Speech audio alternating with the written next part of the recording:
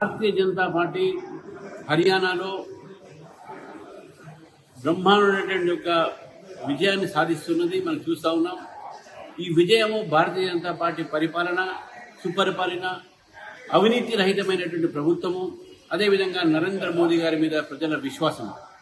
ఈ యొక్క విశ్వాసము ప్రజలకు నరేంద్ర మోదీ మీద గారు ఉన్నట్టు గతంలో 2 సర్వేలు చేసినటువంటి ఒక భారతీయ జనతా పార్టీ ప్రభుత్వం మీద ఉన్నటువంటి విశ్వాసాన్ని హర్యానా ప్రజలు 3వసారి కూడా భారతీయ జనతా పార్టీకి పట్టం కట్టి కాంగ్రెస్ని ఈరోజు వారు తిరస్కరించినటువంటి ఒక సందర్భంగా కాంగ్రెస్ ముక్త్ భారత్ అనేటటువంటి ఒక పదం ఏతుందో దాన్ని సాకారం చేస్తున్నటువంటి విషయాన్ని మనం గుర్తించాలి.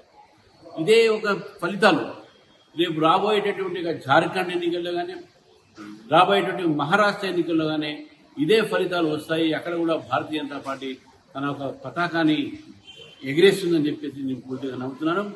ఈ యొక్క విజయాన్ని హర్యానా ప్రజలు బీజేపీకి ఇచ్చినందుకు హర్యానా ప్రజల్ని భారతీయ జనతా పార్టీ తరఫు నుంచి నేను వారికి అభినందనలు, శుభాకాంక్షలు, ధన్యవాదాలు చెప్తాం.